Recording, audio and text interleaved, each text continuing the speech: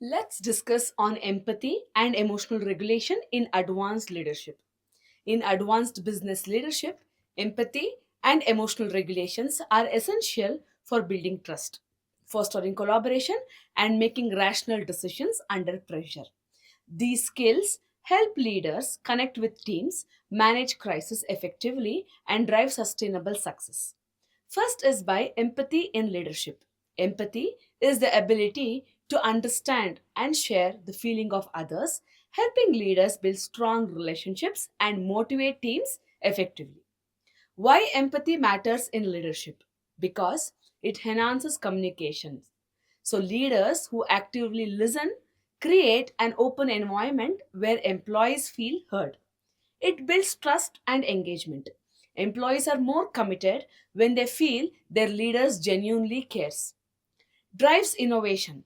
Understanding diverse perspective leads to more inclusive decision making. Improves conflict resolution. It helps leaders address issues diplomatically, reducing the tension. So, how leaders can develop empathy? First is by active listening. So, focus on the speaker, avoid interruptions, and summarize their points. Second is by perspective taking. Ask, how would I feel in this situation before making decision? Next is by regular check-ins. So, have one-to-one conversations with employees to understand their challenges. Next is empathy mapping. Consider how different stakeholders feel about key business decisions. Next is emotional regulation in leadership. Emotional regulation is the ability to manage emotions effectively, ensuring rational decision making even in stressful situations. So, why emotional regulation is crucial for leaders? It prevents impulsive reactions. It helps leaders stay composed during the crisis. It enhances decision making allows for objective long-term strategic thinking. It reduces workplace stress. It creates a positive work environment, increasing team productivity. It strengthens resilience. So, leaders who regulate emotions can bounce back quickly from setbacks. So, how leaders can strengthen emotional regulations?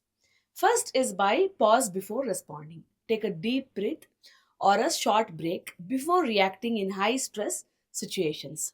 Second is by identifying emotional triggers that reflect on past situations that triggered strong emotions and develop coping strategies. Third is by reframing negative thoughts. Shift from this is a disaster to this is a challenge I can solve. Fourth is by practice mindfulness and stress management. Meditation, exercise, and journaling can improve emotional control. Now we shall discuss case study on empathy and emotional regulation in action. First one is of Jacinda Ardern, the former PM of New Zealand. So, Ardern's leadership during the Christchurch attack was marked by deep compassion as she personally comforted affected families. So, despite a national crisis, she remained calm, decisive, and led with clarity. Her ability to balance human connection and crisis management earned international praise. Second example is of Satya Nadella, the CEO of Microsoft. He shifted Microsoft's culture from internal competition to collaboration. He led Microsoft transition into AI and cloud computing while maintaining a stable and people-centric culture. He transformed Microsoft into a more innovative and employee-friendly company. Next, we shall discuss on the practical strategies for leaders. First is by daily emotional check ins. So, identify your emotional state before major meetings. Empathetic leadership training. Invest in coaching to strengthen emotional intelligence skills. Encourage psychological safety. Create a culture where employees feel comfortable sharing their concerns. Model emotional control. Stay calm in stressful situations to set an example for the team. So, the final thoughts are a great leader is not just visionary but also emotionally intelligent. Empathy builds connections, and emotional regulation ensures resilience. Now, we shall do an exercise to strengthen empathy and emotional regulation in leadership. So, developing empathy and emotional regulation takes intentional practice.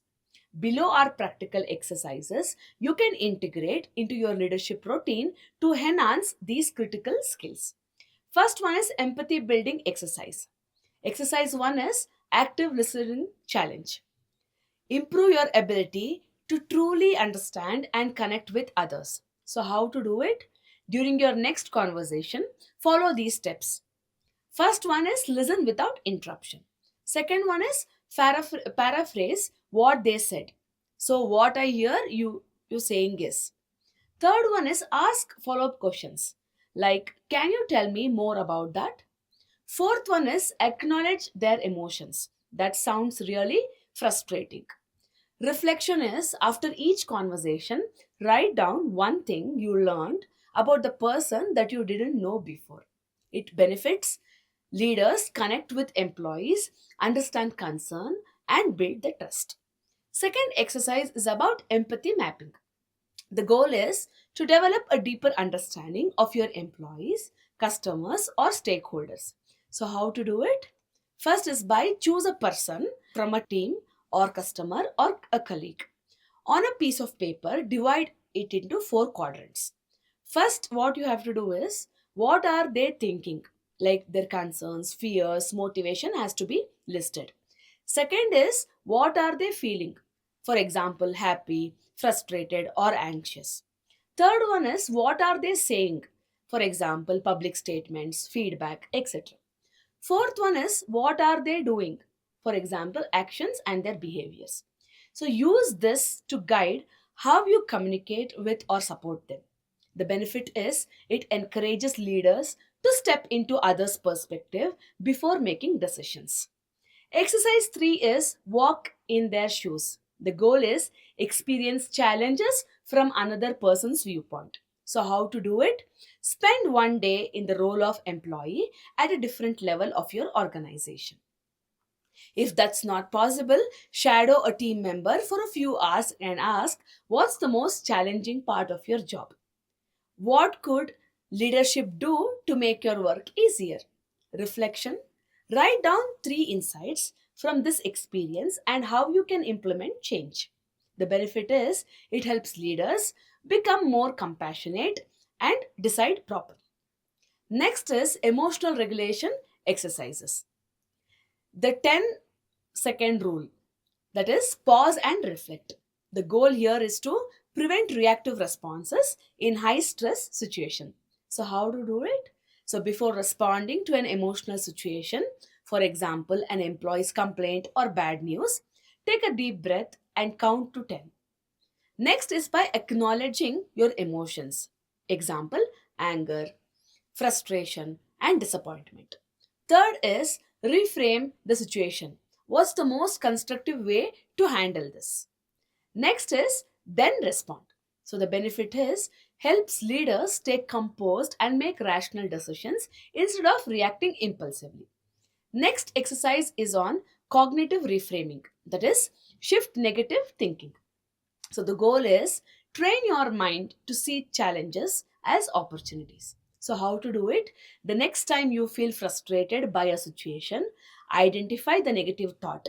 For example, this project is a failure. Second, ask, is this thought 100% true? Usually it's not. And next is reframe it. This project had setbacks, but we have learned key lessons. And what is the benefit? It reduces stress, builds resilience, and fosters a positive mindset. Next exercise is on mindful leadership meditation. So, 5 minutes daily, you can incorporate this. The goal is increase self awareness and emotional control. So, how do you do it? Find a quiet place, close your eyes, and take a slow, deep breaths. Focus on your emotions. So, what are you feeling right now? Is your mind wandering? Gently return to your breathing. After 5 minutes, write down one side about your emotions. The benefit is it strengthens focus, reduces stress, and improves emotional balance. Now we shall discuss on practical application. Put these skills to work. So the challenge for this week is choose one empathy exercise and one emotional regulation exercise to practice. Keep a journal to reflect on any changes in your leadership approach. The long term growth after 30 days, you assess. Like, are you handling stress better? Are you are your team relationships improving? Do employees feel more supported? Etc.